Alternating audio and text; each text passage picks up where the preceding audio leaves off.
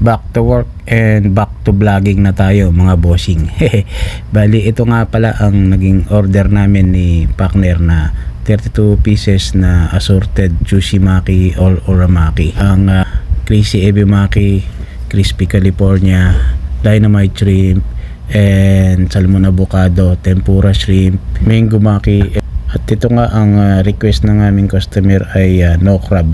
Gusto niya ay lahat may shrimp kahit ang mango maki. At meron din po kaming order dyan na mga noodles at pokeball. Kaya sabi ko kay partner pagkatapos niyang i-roll itong aming uramaki or assorted maki, gawin na muna niya ang aming noodles at pokeball. Dahil nga itong aming customer nagutom na at nagmamadali na rin. At bago nga na-order sa amin tong customer na to, pumunta dito sa kabilang restaurant na susihan din kila tropa.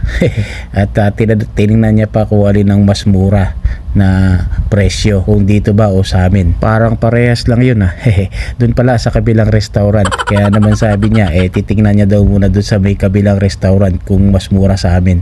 Kasi itong 32 pieces namin ay 199 SR lang. Sa kabila daw i-check niya muna. Pag mas mura daw sa amin babalik daw. Siguro namurahan kaya bumalik dito sa amin dahil isang pamilya nga sila. Kaya nga dito sa amin na order at yun na nga sinarb na namin. At ito naman ang aming takeaway from application order. Shout out pala kay Alex Lopez from Pangasinan at si Brian na Katindig at si Boss Ribas Brian na nandito rin sa burgeran sa Sayhat, Dabam.